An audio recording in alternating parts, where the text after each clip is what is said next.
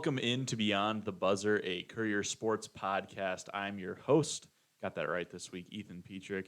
Joining me, Jim Nelson, Courier Sports Editor, and Courier Sports Writer Donald Promnitz joining us as well. And let me just tell you a word of advice before we get going here. If you ever need Jim Nelson to join you on a podcast, I would suggest telling him like a time 30 minutes before you actually need him, because this guy cannot make it to a podcast on time. 3 episodes of Beyond the Buzzer, 3 times late. It's pretty incredible. I don't think late. I think 2 times on time. Third time, my kid had wisdom teeth. I had to stick it out with him. One time construction traffic. One time no excuse. One time wisdom right teeth. On time for both those. Yeah, questionable on time there. But let's get to the sports. Maybe not necessarily the politics of the sports department. And in this last week, we had a couple of really exciting high school sports that happened here in the area. Most notably, the one we want to start off talking about a little bit about is Waterloo East picking up its first win under head coach DeCarlos Anderson. Thank you. I was going to say Anderson. I was between Anderson and Henderson. Really embarrassing for me there. DeCarlos Anderson. Jim, you seemed like you had the most knowledge on this one. Can you take us through a little bit of what you know from this win? After going 0-9 in his first season, and losing their season opener, East gets the first win for their head coach. In a back and forth game against Des Moines North at home. So a big win for them at home, and they fell behind early. I think they were down 14-7. It might have been 14-0 before they started coming back. And Vari Clark with 3 touchdown runs. So a big game for him. A nice night to get one. You get that one off your shoulders a little bit when your program trying to build up and become. Trying to move up the ladder a little bit. It's always nice to get that one off the win, especially after you came off a winless season. So, big win for East. They host, I believe, Charles City this Friday at home. So another opportunity to get that. Donald, when you did the preview, that was kind of what they were hoping to do this year. Is to stack up a couple of wins. Is that correct? That's what they're looking to do, is get onto the win column, and like I said, they're trying to make a win culture at East High, and it seems like this is that first step in the right direction. But also just improvements for Waterloo East-West football all around. We mentioned that they had a 35-28 loss against Dubuque Hempstead last Friday, but I was at that game last year, and it was a mercy rule game. So to see them improve that much is really, if you're a West High School fan, really encouraging thing. Yes, I was going to make a joke about Des Moines North being the polar bears, and maybe because of the heat wave last week, they just were a little confused, and there was a little bit of disarray on their sideline. Polar bears, Arctic animals. But yeah, I'm glad that you brought up the West win, Don, because certainly, or the West loss, certainly an encouraging result there if you're looking at it from that perspective. And Jim's son, who just got his wisdom teeth out, as we mentioned earlier, did a nice little video. You can go check out. You can find the link on Jim's Twitter, so at Nelly13, to watch that video. Talon going around talking to people in the student section, or just providing the game day experience. It's a week-to-week thing. Well, I don't think he's going to Davenport this week when they're at Davenport Central. But he just goes around. He talks to some of the students, and makes funny observations and tests the food out, the road food. So they do a road food stand. So I think last week was Happy Joe's Pizza. So he really. It's kind of what he wants to do in his profession, is a video producer, kind of a guy, worked for an MLB team maybe. So he's earning some chops there. He's pretty funny too. That's Dad saying it, but I think everybody else is finding it funny. So go ahead and check out. He's on TikTok, so if you have TikTok, find the link on Jim's Twitter, but then follow the TikTok account for those weekly updates or semi-weekly updates from Talon Nelson, who's also taking some photos for us now. And I think that's a nice little segue into our first topic, because he took photos last week at Clarksville Dunkerton. Jim and Don were at that one as well. Yep. Donald, you had some notes jotted down there on your pad. Tell us a little bit about what you saw at that game. Well, Clarksville won this game 44-22, and they pretty much broke that one open right from the get-go with a 60-plus yard run kickoff return by McCade Backer, who got one other rushing touchdown that game, doing a tremendous job, and then 4 by Owen Bloker shows that 1-2 punch of Bloker and Backer, which is really fun to say. did a tremendous job, but despite what the outcome was, I thought Dunkerton put up a good fight, especially in that second half. Their quarterback Dylan Marquardt was not a slouch in offense, and actually he was the only one getting passing touchdowns that game. Unfortunately, this game didn't go their way. They are 1-1 though, and there's no reason to believe that they won't get a few more wins this season with Dylan under center. Yeah, just one small correction there. It's McCade Bloker. Yeah. You got him flipped around there. Did I say Owen? Flip? You said said Owen you Bloker. flipped the last name, so it's so fun to say that you decided to say two new people. No. I got my Blokers and backers mixed up. I apologize for that. A classic mix-up of blokers and Very backers. easy to do. Yes, Looking at it lots is. of names every day of the week. And a little bit of your Dunkerton bias coming out there, Donald, because you've decided you've come up with a fascination with the town after the basketball season. It's a nice town, and I really do look forward to seeing how the Iowa Star Conference is going to shape up, but we'll cross that bridge when we get there. I do like the town, and I do like the community in Dunkerton. I think they're fine people. Every time I've talked to them in the stands, tremendously fun community. They really come out in force to support their team, and I've always had a lot of respect for that. So yeah, them and also LaPorte City too. I always look forward to going out and covering games there because it's just a beautiful looking town. I'm surprised you were able to kind of handle that game because you were kind of a Clarksville guy during softball season a little bit there. So it's kind of the battle of your two teams. Well, first off, I need to emphasize, no bias. No. Towards any one team. I'm just ribbing you a little bit. I know. It's not. I like the folks in Clarksville. Great people too. I think I could say that for just about any community around here. Yeah, I don't think we go to a bad community when we're out covering games.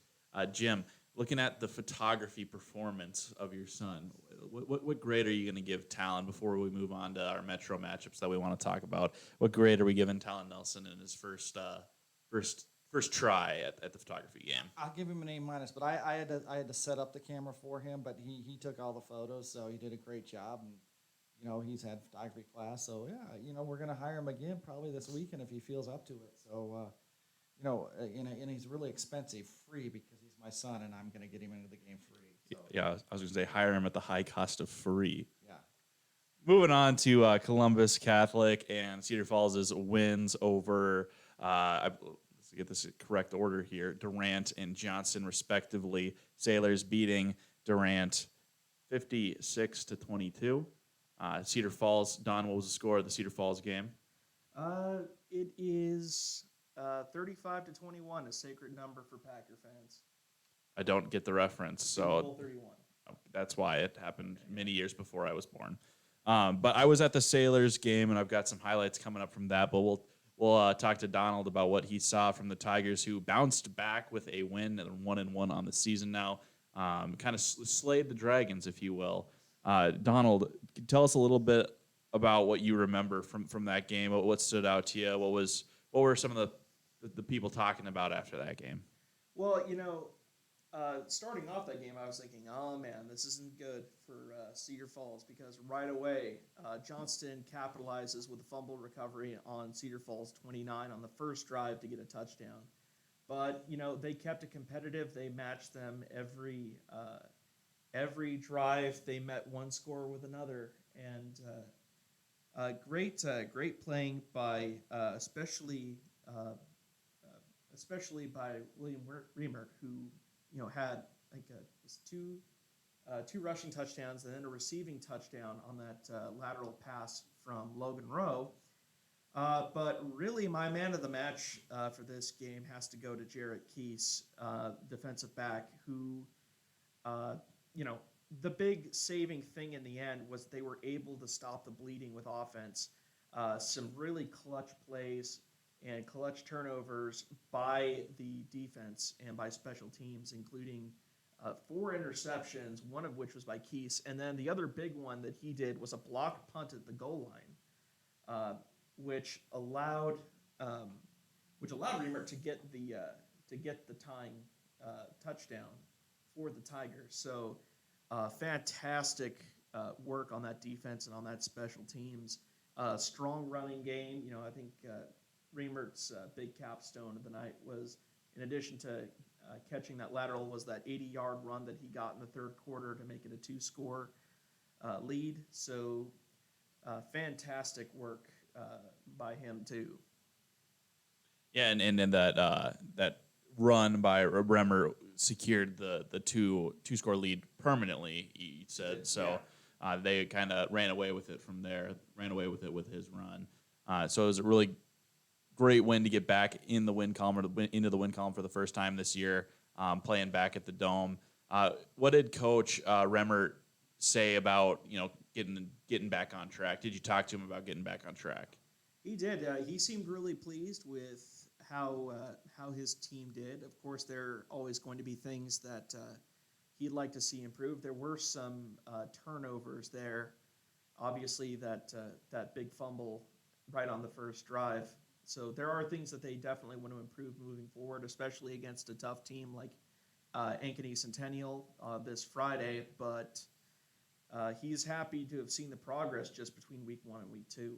And as we mentioned in our football preview podcast and in my preview story for Cedar Falls, tough early slate for the Tigers. So to get out with a win against Johnston certainly gets them off on the right foot after a hard-fought loss to Prairie in week 1. I see Jim leaning in, and he's got a comment. What do you have for us? Well, and it doesn't get any easier. They have to go to Ankeny Centennial this week, so another perennial powerhouse to play against. So, the Tigers open with 3 really, really strong opponents. So they haven't had a break per se in their schedule. Go ahead and shift gears here to Columbus Catholic's win over Durant. And the theme that I kind of wanted to run with this today is that I feel like they've kind of sent a message a little bit, and maybe this is something that Jim can speak to a little bit as well, because you kind of helped cover and provide that coverage of the first game, but they've outscored opponents 93-22. All 22 of those were Durant last week, and I think they were 22 points that Coach Schmidt felt like the Sailors maybe gifted to Durant. So I feel like they've sent a message to the rest of the state that they're kind of a team that you need to watch out for. And I asked Carter Lockhart about it after the game. He said, "Well, I think any team that comes up against us needs to be scared. Like we've put some serious film out there, and we mean business this year. Obviously, in the game against Durant, Parker Chelton running for 4 touchdowns, 3 of them in the first half. Carter Lockhart also throwing 4 touchdown passes, I believe, 4 and 4. Yep. So their offense is doing it, and the defense has already shown what it can do. First game, pitching a shutout 37-0 over Beckman Catholic, and then on a Friday, they don't allow a first down in the entire first quarter.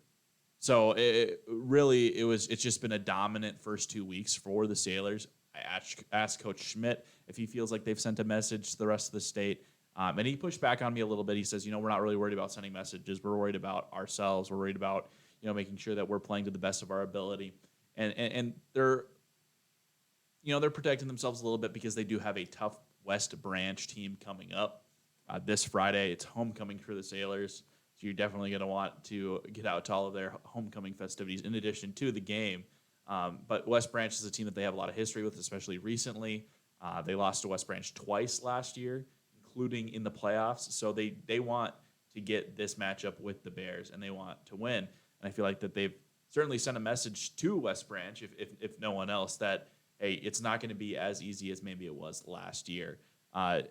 Jim, looking at their previous matchups this season, their previous games this season, what they've put on film and what they have coming up, where do you feel like the Sailors are at in terms of the state and how they stack up against some of the next opponents? I think they're right there. They in talking to Coach Schmidt, they had several key seniors back, and he felt this was going to be they had their best offensive line when Mason's Knipp is just dominating up front, and he's a terror on defense, and then we have another senior, Trey Robinson, who's been anchoring that line too. So and then explosive playmakers, Miles Gardner, Parker Kudelson, who I think almost had 300 all-purpose yards in that win against Durant, in addition to all those touchdowns he scored. So, they got a lot of weapons.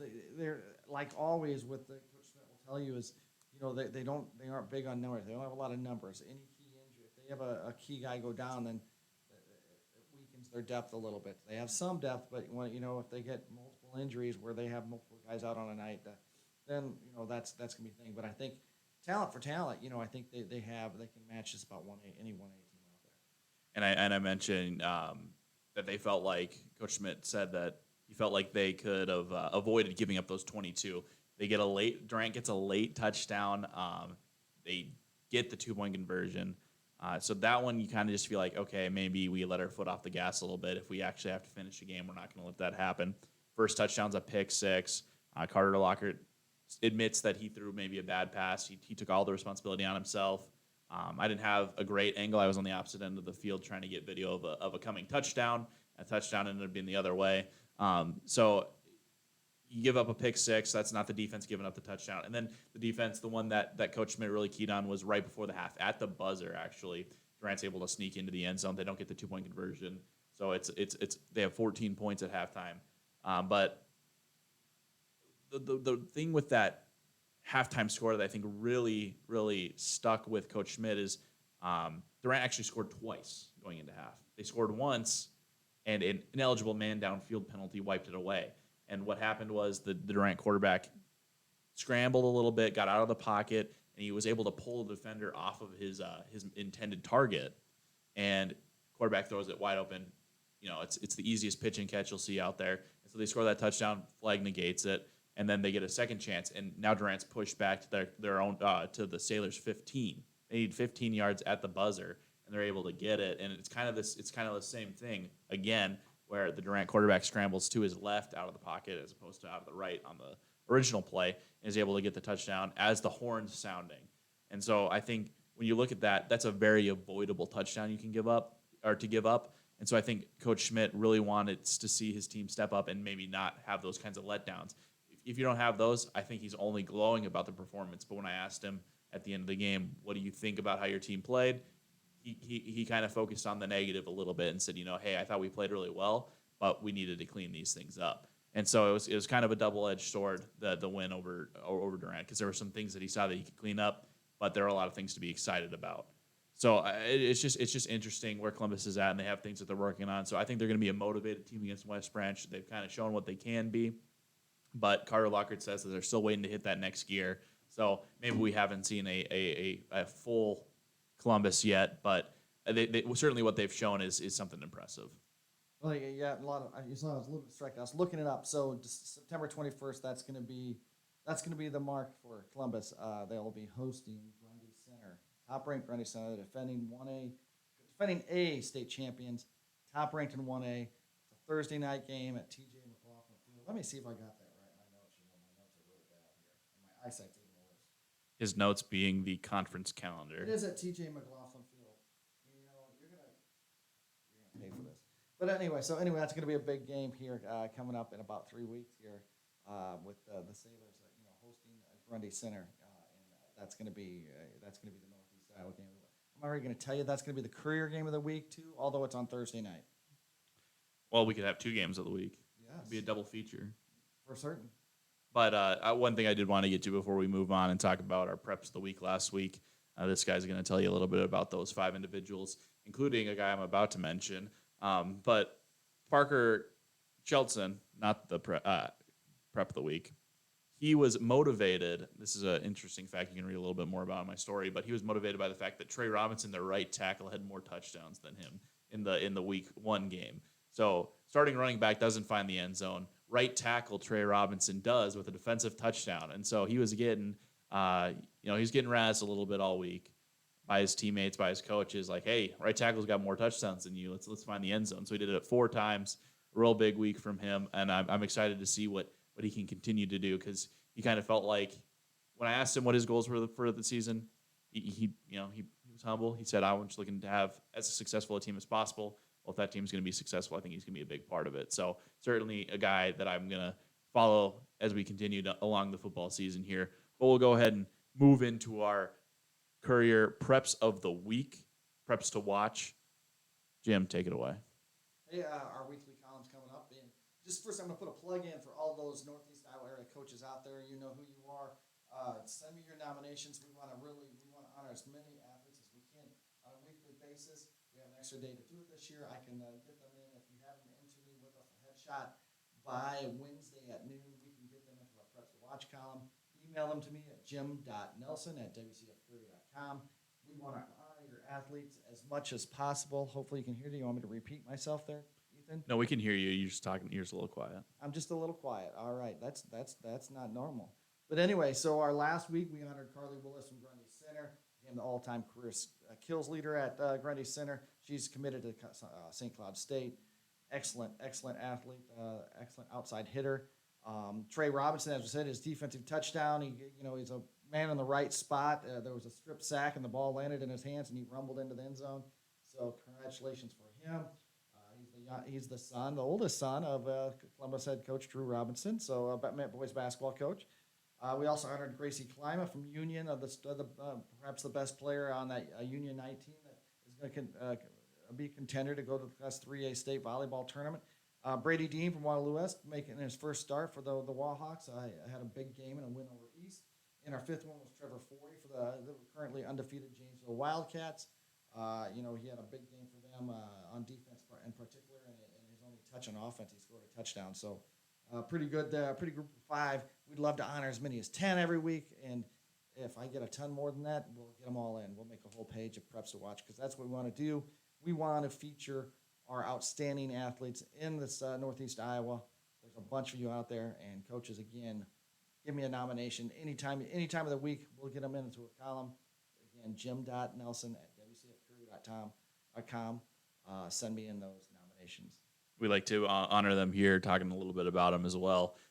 Also promoting them on our social media. I posted on Instagram about them, but always be on the lookout for that column. It'll be in every Thursday. And this is what we've. That is new.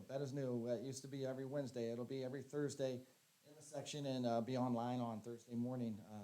Really to just honor those athletes again. It's a great column. I love it. Our readers love it. You get to know some of the names of the kids that are winning games and having great seasons and going on to Division I careers.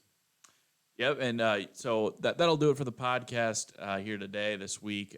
We'll be at Hudson at Jessup. Donald, you will be at West Branch Columbus on Friday, so be looking for social updates from those games. Remind me of my Thursday assignment, Jim.